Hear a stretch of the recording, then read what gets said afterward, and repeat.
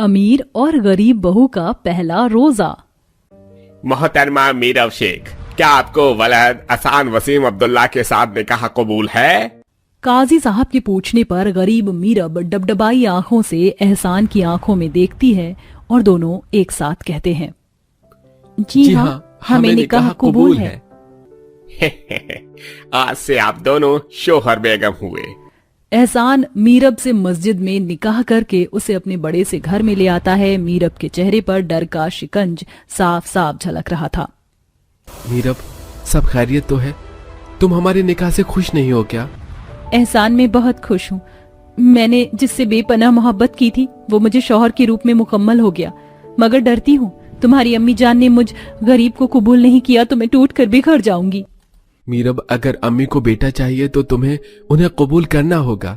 एहसान जैसे ही डोरबेल बजाता है उस बड़े मकान का दरवाजा रुकैया खोलती है, जो कि गरीबों को पांव की जूती समझती है। मीरब डरते डरते सलाम करती है। अस्सलाम वालेकुम अम्मी जान। अरे ओ लड़की, ये क्या नाफरमानी है? किस हक से तुमने मुझे अम्मी कहा? एहसान, कौन है ये? माँ, ये मीरब है, मैंने इसे निकाह कर लिया, ये आपकी बहू है। ये सुनकर घमंडी रुकैया का पारा चढ़ जाता है। या अल्लाह एहसान, तूने निकाह कर लिया, लेकिन मैं किसी भी सूरत में इस लड़की को अपनी बहू बेगम के रूप में कबूल नहीं करूंगी। या तो अब ये मेरे घर से जाएगी या मेरा जनाजा निकलेगा। अम्मी जान, अल्लाह के वास्ते इस कदर की बातें ना करें। फांसी पर चढ़ने वाले से भी उसकी आखिरी ख्वाहिश पूछी जाती है। आप हमें एक मौका देकर तो देखिए। रुकैया बेगम, अब इस निकाह को नकारा भी तो नहीं जा सकता। गुस्सा थूक दो, एहसान बहू को कमरे में ले जाओ। जी अब्बू। अपने बड़े बेटे के एकदम से निकाह करने के कारण रुकैया को बड़ा झटका लगता है। उसे अपने छोटे बेटे की चिंता सताने लगती है। या अल्लाह, कहीं शहजाद भी अपने बड़े भाई के नक्शे कदम पर चलकर खुद से निकाह ना कर ले। मेरी तो सारी ख्वाहिशों पर पानी फिर जाएगा। मैं उसका निकाह ऊंचे खानदान में करवाऊंगी। थोड़े ही दिन बाद रुकैया अमीर खानदान से हाला चुनती है और उसे बहू बनाकर उतारती है। अल्लाह कसम आला बहू, कितना नूर है तुम्हारी सूरत पर। अल्लाह मियां ने फुर्सत से नवाजा है मेरी बहू को। शुक्रिया अम्मी जान। अम्मी जी, मैं तो थककर चूर हो गई हूँ। हाँ हाँ बहू, जाओ थोड़ा आराम फरमा लो। हाला मीरब को घमंड से घूर कर चली जाती है। अगली सुबह, नई दुल्हन, तुम पहली दावत में क्या पका रही हो? फिलहाल तो मैंने कुछ सोचा नहीं अम्मी जान। अरे मैं क्यों बनाऊं दावत, इतना सारा दहेज लेके किस लिए आई हूँ। बहू ऐसा करो, तुम मटन कोरमा, बिरयानी, तंदूरी चिकन, लच्छा पराठा बना लो। पर अम्मी जान, मैं अकेले इतना कुछ कैसे बनाऊंगी। कोई नहीं हाला, मैं तुम्हारी मदद करवा दूंगी। खबरदार मेरी गरीबजादी बहू, अगर तुमने किसी खाने को हाथ लगाया तो अल्लाह कसम मैं नहीं खाऊंगी। दोनों सास बहू के बीच के बैर को देखकर हाला उसे बढ़ाने के ख्याली पुकाव पकाने लगती है। वाह अल्लाह मियाँ, मुझे तकाजा नहीं था कि ये गरीब बहू सासू माँ की आंखों में खटकती है। अब इसे मैं घर से आसानी से निकाल फेंकूंगी और फिर राज करूंगी। हाला मीरब को इशारे में बावर्ची खाने में बुलाकर मगरमच्छ के आंसू दिखाती है। आपा, मुझे खाना बनाना नहीं आता, मैं क्या बनाकर परोसूंगी। हाला रो नहीं, मैं सारा खाना बना दूंगी, तुम ले जाकर परोस देना। शुक्रिया आपा, आप ना होती तो मेरी तो मिट्टी पहाड़ हो जाती। मीरब कुछ देर में सारी दावत बना लेती है। तभी खुशबू लेते हुए अमीरजादी बहू कहती है, वाह आपा, आप तो बड़ा लजीज खाना बनाती हैं। बड़े बड़े खान सामे भी फेल हो जाएं आपके आगे तो। बस अल्लाह की रहमत है हाला, मैं बहुत छोटी थी जब अम्मी का इंतकाल हो गया। अब्बू को मैं भी पकाकर खिलाती थी और खासकर रमजान के रोजों में बड़ा ही स्वाद खाना उतरता था। खाना तैयार है, चक्कर बताओ। आपा, मिर्च कम है थोड़ा और मिर्च बढ़ाइए, मैं अभी आई। हाला अगले ही पल रुकैया को रसोई में लाती है और अलग ही कहानी पेश करती है। अल्लाह मेरी तौबा, देखा अपने अम्मी जान, ये मेरे खाने में मिर्ची डालकर उसे खराब करना चाहती है, इसलिए तब से रसोई के बाहर बिल्ली की तरह रास्ता काट रही थी। पर हाला, तुमने ही मुझे मिर्च डालने को कहा था। अम्मी जान, हमारा एतबार करे, अल्लाह कसम। खामोश रह, गरीब कहीं की, तेरी तो नीयत में खोट है, निकल मेरे घर से। अपनी अमीर बहू के भड़कावे में रुकैया जोश जोश में बंटवारे का अहम कदम उठाती है और दोनों को घर से बेघर कर देती है, जहाँ एक फूस का झोपड़ा बना था। अम्मी, आप भाईजान को घर से कैसे निकाल सकती हैं? वो बेटे हैं इस घर के। भाईजान ठहर जाइए आप। इसने अपनी अम्मी के खिलाफ जाकर इस गरीब लड़की का हाथ थामकर खता की है, इसे सजा भुगतना होगा। आपका हुक्म सर आंखों पर। अम्मी चलो मीरब।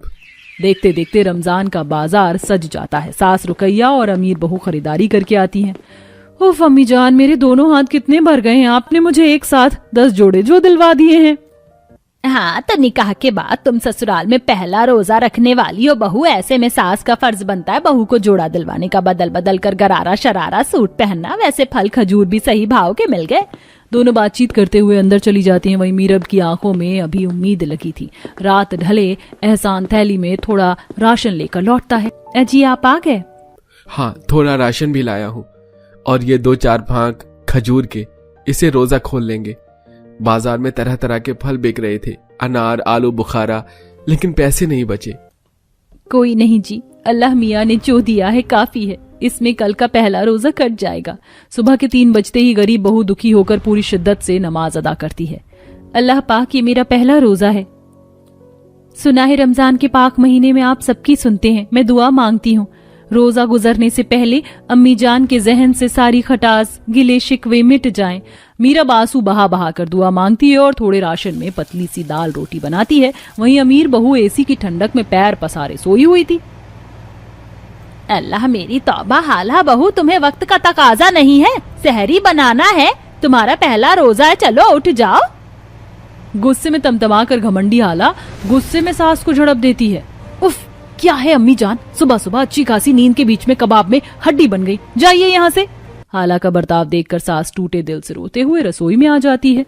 वो देखती है कि कैसे उसकी गरीब बहू चूल्हे के धुएं में खाना बना रही है। कुछ देर बाद रुकैया दस्तरखान पर सहरी सजाती है। हाला आती है।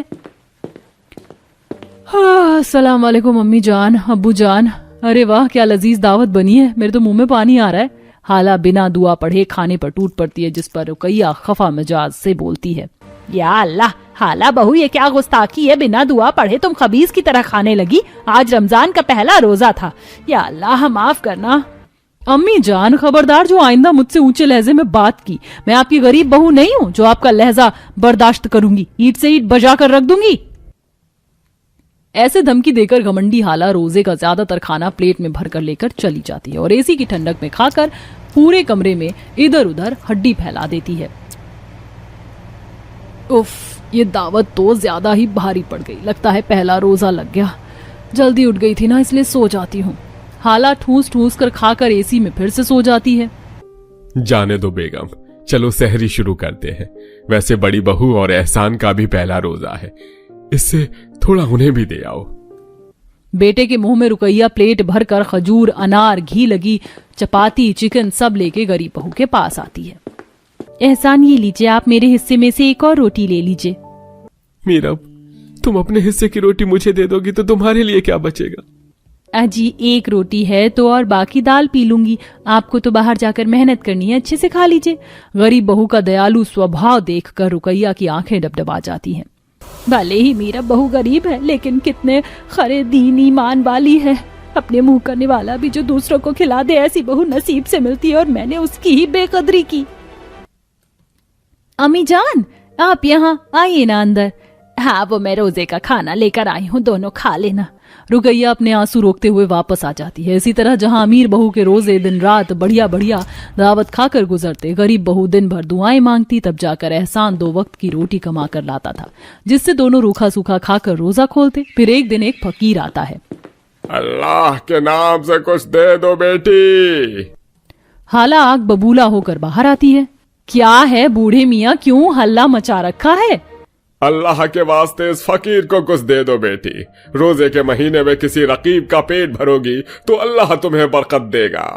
एक फूटी कौड़ी नहीं मिलेगी तुमको, तुम जैसे फकीर चंद को मैं अच्छे से समझती हूँ। अरे हाथ पैर सही सलामत हैं तुम्हारे, तो कमा कर खा लो। फकीर उसके दरवाजे से मीरब के पास आता है। वह थोड़े में भी फकीर की झोली भरती है। फकीर बाबा, दुआ कीजिएगा कि मेरी अम्मी जान अब्बू जान सलामत रहें, मुझे कुछ नहीं चाहिए। अल्लाह मियाँ तुम्हारी मुराद पूरी करे बेटी। फकीर ये कहकर चले जाते हैं। तभी पीछे खैरात लेकर खड़ी सास ये सब सुन लेती है। बहू मुझे माफ कर दे, मैंने तुझ जैसे हीरे की कदर नहीं की, इसलिए अल्लाह ने मुझे हाला बहू से ठोकर खिलाया। चल अपने घर चल, मैं तुझे लेने आई हूँ। आखिर मीरब के सच्चे दिल से रखे रोजों का फल उसे मिलता है। रुकैया अपनी गरीब बहू को स्वीकार लेती है और वहीं हाला सबके मन से उतर जाती है। क्या हुआ सोमवती, थोड़ी परेशान लग रही हो? कल ही तो घर में बहू आई है और आज तुम उदास बैठी हो। सब ठीक ठीक तो है ना? आप तो जानते हैं कि आज हमारी बहू की पहली रसोई की रस्म है और घर में कुछ भी अच्छा खाने के लायक नहीं है। सिर्फ थोड़े से दाल चावल और आटा रखा हुआ है। अब बहू क्या ही बनाएगी। सोमवती इतना बोल ही रही होती है कि तभी उसकी नई नवेली बहू शीतल सबके लिए दही कचौड़ी लेकर आती है। अपने घर में पहली बार इतनी अच्छी चीज बनी देख सभी लोग काफी खुश होते हैं। बहू ये क्या है? क्या बनाया है तूने? खुशबू तो बहुत बढ़िया आ रही है। पिताजी, वो रसोई में ज्यादा कुछ था नहीं बनाने के लिए, बस कल रात की बची हुई दही रखी हुई थी तो मैंने सोचा आटे से कचौरी बनाकर उस पर ठंडी ठंडी दही डाल दूंगी और दही के साथ कुछ मसाले भी। मैं अपने मायके में अक्सर महीने में 1 से 2 बार ये दही कचौरी बनाया करती थी। सभी लोग जैसे ही नई बहू की पहली रसोई में बनाई हुई दही कचौरी खाते हैं तो उन्हें वो काफी ज्यादा पसंद आती है।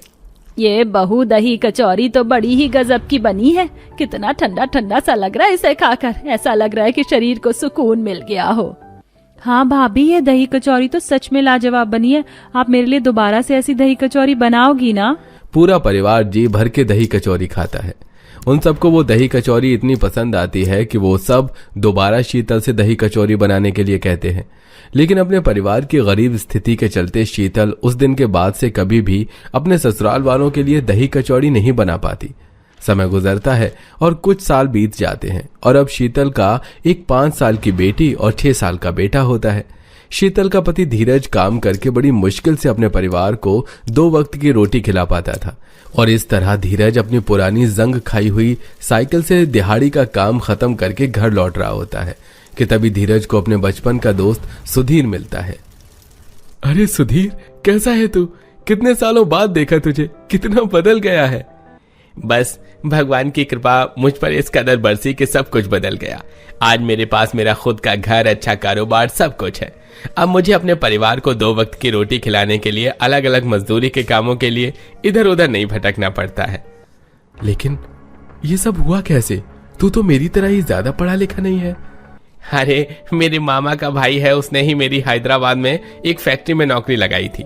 वहां पर छोटी से छोटे काम के भी अच्छे पैसे मिलते हैं। तो बस कुछ मैंने वहीं नौकरी की और पैसे जमा करके मैंने यहीं पास में अपना खुद की एक दुकान खोल ली और अपने परिवार के साथ एक अच्छी खासी जिंदगी जी रहा हूँ। मेरी मान तो तू भी वहीं चला जा। आखिरकार कब तक इधर उधर मजदूरी करते हुए भटकता रहेगा? क्या तू नहीं चाहता कि तेरा परिवार एक अच्छी जिंदगी जिए, तेरे बच्चे स्कूल में जाएं, तेरी बहन की एक अच्छे घर में शादी हो? सुधीर की बात सुन धीरज घर आता है और सारी बात अपने परिवार वालों को बताता है। धीरज बेटा, अगर ऐसा है तो तू चला जा। क्या पता तेरे इस काम को करने से हमारी जिंदगी की रेलगाड़ी वापस पटरी पर आ जाए। मैं चला तो जाऊं, लेकिन मेरे जाने के बाद आप सब लोग खाओगे क्या? काम करके भी मैं बड़ी मुश्किल से आप लोगों को 2 वक्त का खाना खिला पाता हूँ और अगर मैं चला गया तो आप लोग तो भूखे ही मर जाओगे। आप फिक्र मत करिए और हैदराबाद चले जाइए। मैं हूं ना, मैं सब संभाल लूंगी। धीरज अपने उसी दोस्त से थोड़े बहुत पैसे उधार लेकर हैदराबाद निकल जाता है। वहीं शीतल भी कभी किसी के घर में बर्तन धोकर तो कभी किसी के गंदे कपड़े धोकर अपने परिवार को 2 वक्त की रोटी खिला रही थी। ऐसे ही एक दिन, अरे घर पर कोई है क्या? अरे सुजाता बहन, आप, वो भी इस वक्त? हाँ सोमवती बहन, वो मैंने दही जमाई थी लेकिन हमारा फ्रिज खराब हो गया और सारी दही बच गई है। दही कहीं खट्टी ना हो जाए तो सोचा आपको दे दूं। सोमवती उस दही को चूल्हे के पास रख देती है। काम से आने के बाद शीतल उस दही को देखकर उससे कढ़ी बनाने का सोचती है कि तभी शीतल की नंद उर्मिला आती है। भाभी, आप इस दही से क्या बनाने जा रही हो? सोच रही हूँ कढ़ी बना देती हूँ। अरे नहीं भाभी, आप कढ़ी रहने दीजिए। आपको याद है जब आपकी पहली रसोई की रस्म थी तो आपने हमको कुछ बनाकर खिलाया था? हाँ, दही कचौरी। आप हमारे लिए दोबारा से दही कचौरी बनाओ ना। मेरा इतने सालों से आपके हाथ की बनाई हुई दही कचौरी खाने का मन कर रहा है, प्लीज बना दो। उर्मिला के कहने पर शीतल उसे दही से कढ़ी बनाने के बजाय सबके लिए एक बार फिर इतने सालों के बाद दही कचौरी बनाती है, जो फिर से उसके ससुराल वालों को काफी पसंद आती है। माँ, ये तो अपनी दही कचौरी बनाई है ना, ये तो बहुत अच्छी बनी है। देखो आज मैंने अपनी पूरी प्लेट खाली कर दी। इतने सालों बाद तेरे हाथों की दही कचौरी खाई है, वैसा ही स्वाद है इसका जैसे 6 साल पहले था। बहू, जब 6 साल बाद हमें तेरी बनाई हुई दही कचौरी इतनी पसंद आ सकती है तो और लोगों को क्यों नहीं। मेरी मान, तू अब लोगों के घरों में काम करना छोड़ और ये दही कचौरी बेचना शुरू कर। लेकिन माँ जी, दही कचौरी बेचना इतना भी आसान नहीं। आटा वगैरह का तो हम जैसे तैसे करके फिर भी इंतजाम कर लेंगे, लेकिन दही का क्या करेंगे? दही तो इस वक्त बहुत महंगा चल रहा है। तो उसकी फिक्र मत कर, मैं कहीं से भी दही का इंतजाम कर दूंगा। 50 साल की बूढ़ी उम्र में राजेश गाय के तबेलों के साफ सफाई का काम करता है, जिससे उस तबेले का मालिक 1-2 किलो दूध देता है। और अब शीतल उस दूध से घर में ही दही जमाती है और दही कचौड़ी की लगभग सारी तैयारी कर लेती है। दही कचौरी की तैयारी तो फिर भी हो गई, लेकिन हम इसे बेचेंगे कैसे? हमारे पास तो कोई ठेला ही नहीं है। इनकी साइकिल तो है ना, हम उसी साइकिल पर दही कचौरी बेचेंगे। दोनों सास बहू मिलकर उस पुरानी जंग खाई हुई साइकिल की अच्छे से सफाई करके उसमें तेल लगा देती हैं और अब साइकिल पर दही कचौरी का सामान रख कर उसे बेचने के लिए निकल जाती हैं। आइए आइए और इस कड़कती धूप में ठंडी ठंडी दही कचौरी खाइए, सिर्फ 30 रुपए प्लेट, 30 रुपए प्लेट। ऐसी खट्टी मीठी करकरारी दही कचौरी आपने इससे पहले कहीं नहीं खाई होगी। आइए आइए। दोनों सास बहू को दोपहर से शाम होने को आ जाती है, लेकिन एक भी कस्टमर उनकी दही कचौरी खाने के लिए नहीं आता। और अगर एक आध आता भी है कोई तो अगर मुझे दही कचौरी ही खानी थी तो वो तो मैं घर में ही बनवा लेता। मैं बाहर दही कचौरी खाने के लिए थोड़े ना आया हूँ। दोनों सास बहू को पूरे 2 दिन हो चुके थे, लेकिन किसी ने भी इस दही कचौरी को नहीं खरीदा था। माँ जी, अगर आज हमारी दही कचौरी नहीं बिकी तो हम कल से ये काम बंद कर देंगे। शीतल इतना बोल ही रही होती है कि तभी एक कस्टमर उनकी दही कचौड़ी खाने के लिए आता है। दीदी, 1 प्लेट दही कचौड़ी तो लगा देना, और हाँ, थोड़ा चाट मसाला एक्स्ट्रा ही डालना। दोनों सास बहू कचौड़ी तोड़कर उसके ऊपर दही, लाल हरी चटनी, मसाले और थोड़ी बहुत नमकीन डालकर उस कस्टमर को देती हैं। तो वो कस्टमर जैसे ही दही कचौड़ी का पहला निवाला खाता है, वाह दीदी, क्या दही कचौड़ी बनाई है आपने।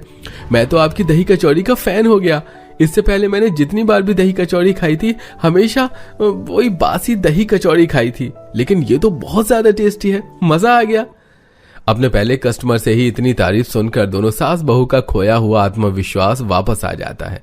धीरे धीरे अब दोनों सास बहू के पास दही कचौड़ी खाने के लिए कस्टमर आने लगते हैं, लेकिन पूरे दिन में मुश्किल से 10 से 12 कस्टमर्स ही आते हैं, जिससे उन दोनों सास बहू की कुछ खास कमाई नहीं हो पाती। माँ जी, हमारी कमाई तो हो रही है, लेकिन जितना सोचा था उससे आधा। ऐसे तो हम लोग क्या ही अपना घर चला पाएंगे। 1 हफ्ता गुजर जाता है, लेकिन उन दोनों सास बहू की कमाई में कोई भी बढ़ोतरी नहीं होती कि तभी एक कस्टमर जो उनसे दही कचौड़ी लेकर खा रहा होता है। अरे काकी, दही कचौड़ी यहाँ फुटपाथ पर बेचने की बजाय जो रोड पर सिनेमा हॉल बना है ना, वहाँ क्यों नहीं बेचती? वहाँ बहुत सारे फूड स्टॉल हैं और सबकी काफी अच्छी कमाई होती है। एक बार आप वहाँ भी जाकर देख लीजिए। उस कस्टमर की बात सुन दोनों सास बहू अगले दिन से ही सिनेमा हॉल के बाहर अपनी दही कचौड़ी की साइकिल लेकर जाती हैं। जहां पहले उनकी दही कचौड़ी को खत्म होने में सुबह से शाम हो जाती थी, वहीं आज उनकी दही कचौड़ी सिर्फ कुछ घंटे में ही खत्म हो जाती है। अरे वैसे तो मैं तुमसे बहुत नाराज था, लेकिन तुमने मुझे इतनी टेस्टी दही कचौड़ी खिलाई कि मेरा सारा गुस्सा ही खत्म कर दिया। आसपास के कई सारे लोग दही कचौड़ी खाने के लिए उन दोनों सास बहू के पास ही आया करते थे। अब उनकी कमाई भी अच्छी होती है और वो लोग 2 वक्त का खाना भी अच्छा खा रहे थे, लेकिन इतने महीने गुजर जाने के बाद भी धीरज अभी तक घर नहीं लौटा था। बहू, तू ठीक तो है ना? मुझे उनकी बहुत याद आ रही है, न जाने वो कब आएंगे, कहीं वो हमें भूल तो नहीं गए। दोनों सास बहू हर रोज की तरह सिनेमा हॉल के बाहर साइकिल पर दही कचौड़ी बेच रही होती हैं कि तभी एक बड़ी सी गाड़ी में सूट बूट पहने एक आदमी गुजरता है और उनके पास आकर दही कचौड़ी मांगता है। दोनों सास बहू जैसे ही उस आदमी को देखते हैं, उनकी आंख से खुशी के आंसू निकलने लगते हैं, क्योंकि वो आदमी कोई और नहीं बल्कि धीरज था। अरे, मुझे भी 1 प्लेट दही कचौड़ी मिलेगी? धीरज बेटे, तू आ गया। कितना समय लगा दिया तूने आने में। पता है हम आपको कितना याद करते थे। हाँ, तो मैं जल्द ही जाता, लेकिन मेरा काम मेरे मालिक को इतना पसंद आया कि उन्होंने मुझे सिर्फ कुछ ही हफ्तों में फैक्ट्री का मैनेजर बना दिया। मैं अपने घर में हालातों को ठीक करना चाहता था, इसलिए कुछ वक्त और वहां काम किया, और आज भगवान की कृपा से मेरे पास बहुत कुछ है। मैंने हम सब के लिए यहीं पास में एक बड़ा घर भी ले लिया है। धीरज अपने पूरे परिवार को अपने नए घर में ले जाता है। इतना बड़ा और शानदार घर देखकर सभी लोगों की आंखों में खुशी के आंसू होते हैं। इसके बाद अब धीरज यहीं अपने शहर में अपना बिजनेस संभालता है। वहीं दोनों सास बहू दही कचौड़ी का एक रेस्टोरेंट खोलती हैं और आज भी उनकी दही कचौड़ी खाने के लिए लोग काफी दूर दूर से आते हैं। दोस्तों, आपको फास्ट फूड में कौन सा फास्ट फूड सबसे ज्यादा पसंद है? मुझे तो दही कचौड़ी पसंद है, और आपको क्या पसंद है हमें कमेंट करके जरूर बताइएगा।